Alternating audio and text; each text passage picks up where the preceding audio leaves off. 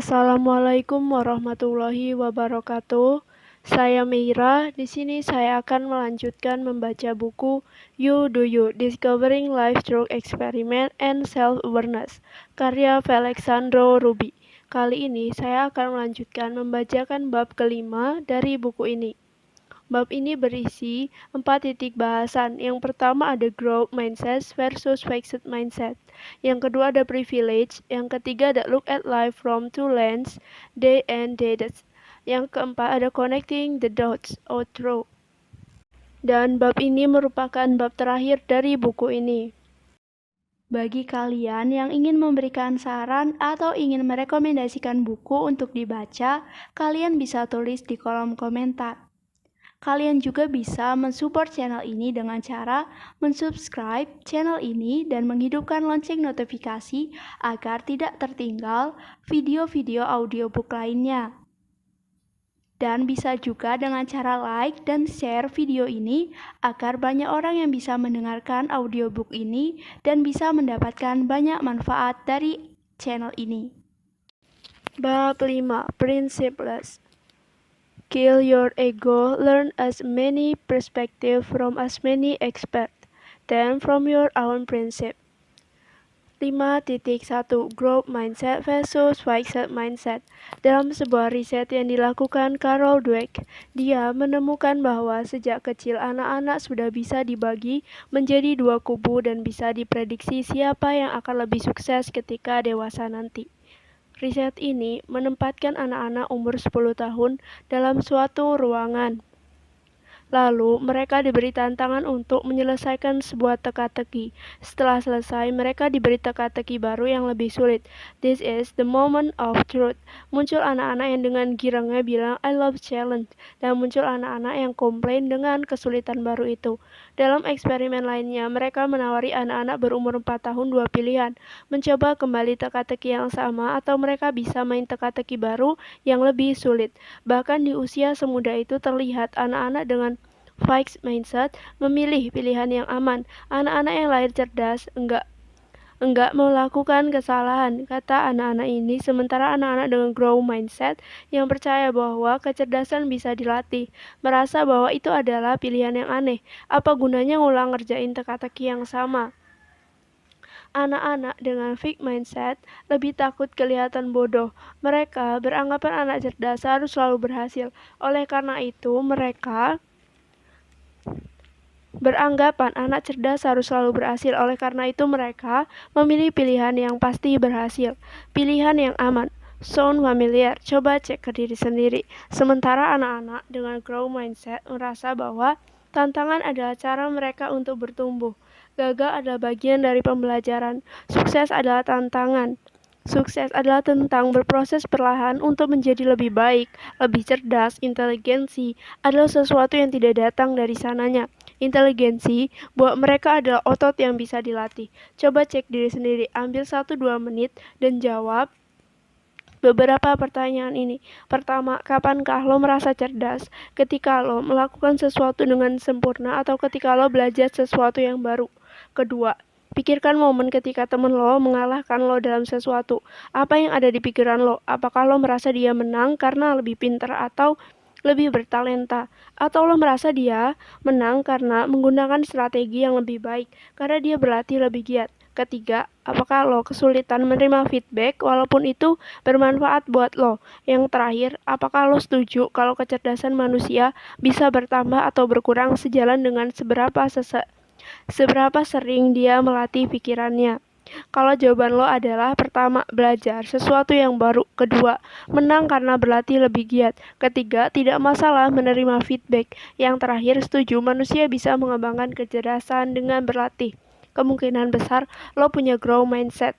Congrats, this will take you far in life. Dengan growth mindset lo nggak akan mudah jiper sama tantangan. Bahkan lo akan menyambutnya dengan antusias. Dengan growth mindset lo nggak akan keberatan ketika harus mengeluarkan usaha lebih untuk mencapai segala sesuatu. Lo nggak takut kelihatan bego sesaat karena buat lo selama lo belajar sesuatu yang baru, lo sedang bergerak maju. Lo percaya kalau skill, pengetahuan, dan jaringan bisa digarap dengan dikembangkan kalau lo menginvestasikan waktu dan tenaga di dalamnya. Gue mencoba tes ini ke diri gue sendiri dan beruntung dalam diri gue cukup tertanam grow mindset. Mungkin karena gue terdidik dari menjalani jatuh bangunnya bisnis. Faktanya menulis buku ini adalah salah satu buah dari memiliki grow mindset. Walaupun gue tetap enggak bisa menebak apakah buku ini akan diterima dengan baik atau tidak. Buat gue, apapun hasilnya, pembelajaran yang gue dapatkan dari menulis ini adalah worth it dibandingkan dengan tidak pernah mencoba sama sekali. Dengan kata lain, grow mindset mengubah cara gue memaknai kegagalan. Baca bab 3.9. It's best summed up in this quote by Benjamin Barber. I don't divide the world into the weak and strong, or the success and the failures. I divide the world into the learners and the non-learners. I am learner. How about you? 5.2 Privilege. Privilege is real, but it shouldn't be used and excuse or worse a curse. Lo sih enak, gue juga bisa kalau gue punya privilege kayak lo. Ini adalah kalimat yang sia-sia, kalimat yang gak akan membawa perubahan ke dalam hidup lo juga. Lebih baik menggunakan waktu dan tenaga yang sama untuk bertanya, apa yang bisa gue lakuin untuk keluar dari situasi ini? Gue jadi teringat seorang teman di Instagram yang bercerita ketika gue sedang membahas topik ini di Instagram Story. Mas Ruby, gue gak menyadari adanya privilege. Gue bahkan sampai riset apa aja yang secara sistem mempengaruhi probabilitas orang yang tadinya miskin untuk bisa naik kelas, untuk mendapatkan hidup yang lebih baik. Gue menemukan jawabannya. Ternyata salah satunya adalah lokasi dan komunitas tempat tinggal gue. Akhirnya gue dan keluarga berjuang sebisa kami untuk pindah rumah. Dan benar aja lokasi yang baru. Anak-anaknya saya punya akses ke sekolah yang lebih baik, pertemanan yang lebih baik, dan ujungnya kehidupan yang lebih baik. Sebaliknya, buat lo yang saat membaca buku ini merasa privilege, sebisa mungkin gunakan itu untuk membantu teman-teman yang kurang beruntung. Nggak selalu dalam bentuk uang, bisa dalam bentuk waktu ataupun ilmu. Inilah yang gue lakukan dengan lewat berbagai bentuk, salah satunya podcast 30 Day of Lunch. Podcast ini gratis dengan topik obrolannya menurut gue daging banget atau sayur banget buat lo yang vegan. Dari tamu pembicaraan yang ahli di bidangnya, mulai dari Mbak Najwa sampai Gary V, CEO Halodoc sampai CMO Gojek, konten kreator seperti Wilgo sampai ke womanizer, lulusan Harvard seperti Afotami sampai lulusan Oxford seperti Maudy Ayunda.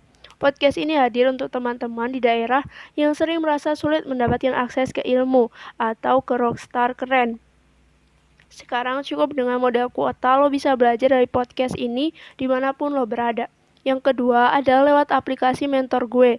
Aplikasi ini kami hadirkan buat teman-teman yang kesulitan akses ke buku-buku keren. Belum lagi banyak buku-buku impor yang menggunakan bahasa Inggris. Keterbatasan ini kami jembatani dengan membuat rangkuman buku dalam bahasa Indonesia berupa tulisan dan audiobook yang bisa dipelajari cukup dengan 15 menit per buku. Privilege is real, but it shouldn't be used and exhaust or worse as a curse. Use it to help others.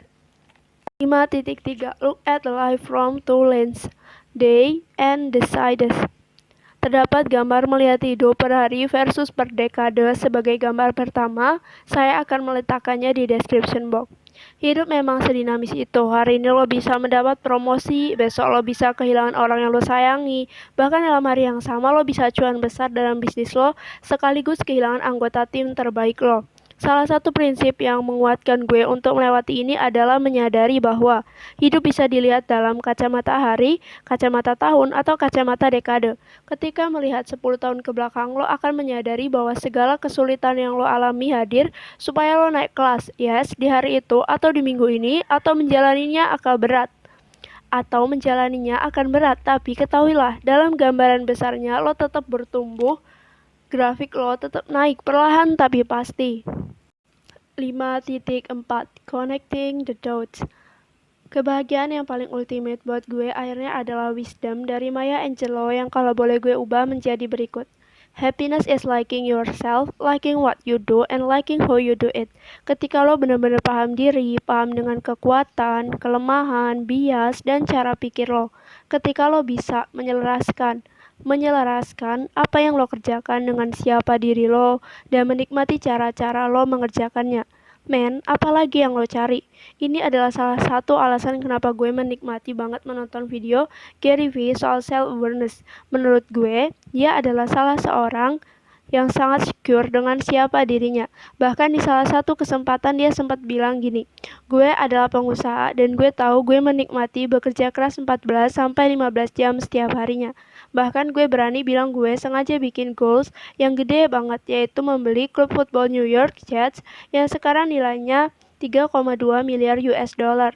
Karena alam bawah sadar gue tahu itu enggak gampang, justru karena itulah goal ini menjadi penyemangat gue. Gue enggak mengerjakan ini cuma buat uang. Gue menikmati setiap kesulitan, setiap masalah, setiap hustle. Kalau gue cuma mau duitnya, gue enggak akan usah capek-capek jadi pengusaha. Gue bisa kok jadi investor, gue bisa dapat duit yang sama tanpa bekerja sekeras ini. Ketika lo bisa punya self-awareness yang sejelas itu, ketika siapa lo selaras dengan apa yang lo kerjain. Nggak heran, Gary Vee kelihatan seperti nggak pernah capek. He actually enjoy the hustle. Gue berharap setelah membaca buku ini lo bisa semakin kenal diri lo, semakin paham diri, semakin percaya diri, semakin selaras, semakin bahagia. Obrolan, riset, dan pemikiran gue tidak akan berhenti di buku ini. Sebagai penduduk dunia yang memahami pentingnya berpikir dan bertindak secara ilmiah, gue akan meneruskan obrolan dengan lebih banyak narasumber, mencari lebih banyak lagi bukti pendukung, menggali lebih banyak lagi kisah yang bisa menginspirasi lo. Semuanya akan gue bagikan di kanal berikut.